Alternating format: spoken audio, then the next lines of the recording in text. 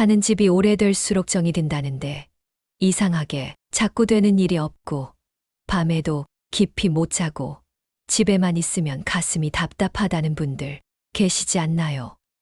실제로 풍수에서는 이렇게 말합니다. 집이 오래되면 기운도 정체된다. 아무리 깔끔하게 살아도 기운이 순환하지 않는 구조라면 일은 자꾸 꼬이고 가족 사이에도 말이 줄고 몸과 마음이 예민해지는 일이 생긴다고 봅니다. 특히 20년 이상 된 집이라면 단순히 외관이 낡은 것을 넘어서 기가 고이고 음기가 쌓이고 복이 들어오는 길이 막히는 일이 자주 발생합니다. 그런데 좋은 소식이 있습니다. 이런 기운의 흐름은 단 3가지만 제대로 점검해도 바꿀 수 있다는 것이죠. 오늘은 풍수 전문가들이 말하는 오래된 집일수록 반드시 점검해야 할 3가지 포인트 구체적인 사례와 함께 하나씩 풀어드릴게요. 살고 있는 집이 곧 내 운입니다. 시작하기 전에 복채를 대신해서 구독과 좋아요 한 번씩 부탁드립니다. 풍수에서 가장 중요한 개념 중 하나가 바로 기의 흐름입니다. 기운은 살아있는 생명처럼 집안을 돌아다니며 사람의 감정, 건강, 운까지 영향을 미치죠. 그런데 오래된 집일수록 이 기운이 막히는 구조로 변해 있는 경우가 많습니다. 낡은 가구로 꽉 찬 복도, 한 번도 손본 적 없는 구석진 창고, 햇빛이 들지 않는 입구, 쓸모없는 방을 창고처럼 쓰는 구조. 이런 곳에는 대부분 기운이 정체되고 음기가 응축되는 사각지대가 생깁니다. 예를 들어 현관문을 열었을 때 바로 보이는 벽. 이것은 기운이 집 안으로 들어오기도 전에 막혀버리는 구조입니다. 재물운 대인운이 끊기고 사람이 집에 있어도 자꾸 외롭고 불안해지는 이유 중 하나입니다. 또한 거실 한켠을 큰 가구로 가려버린 구조도 문제입니다.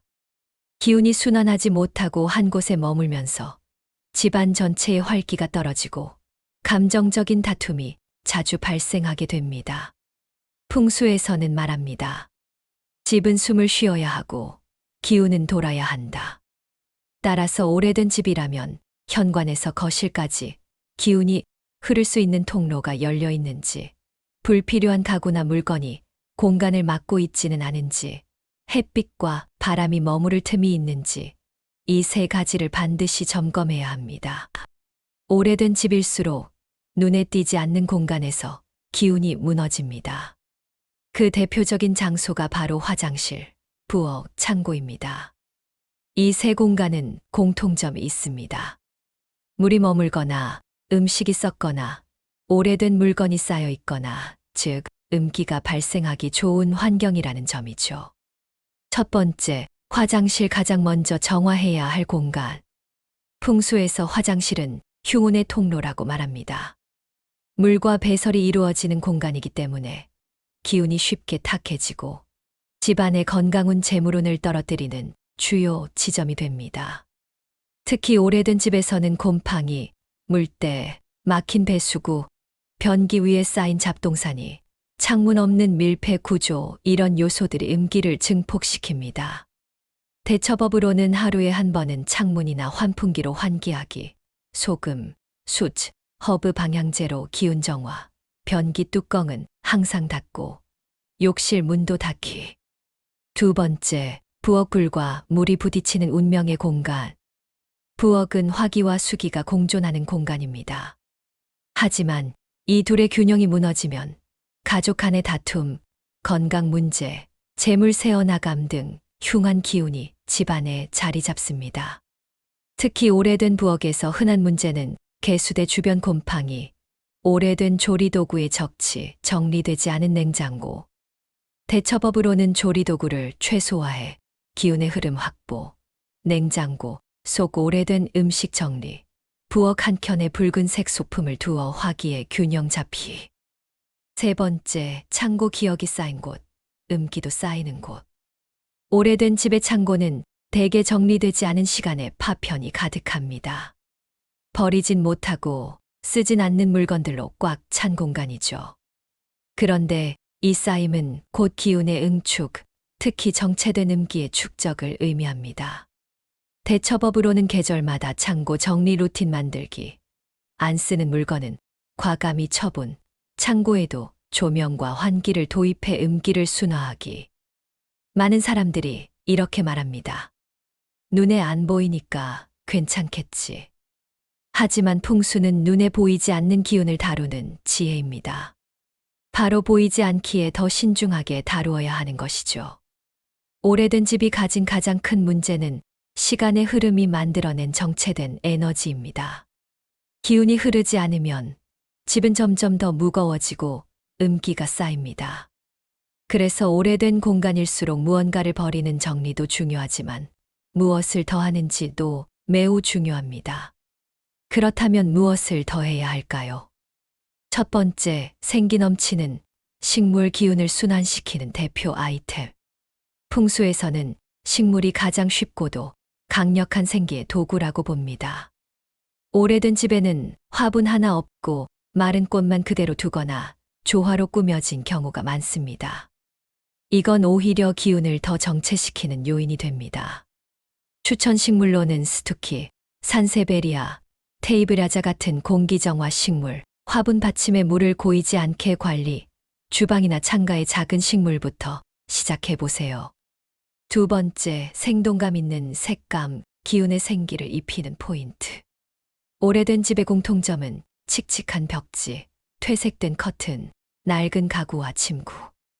이 모든 것이 음기와 정체의 기운을 끌어당깁니다. 생기 있는 색을 한 가지라도 더해보세요.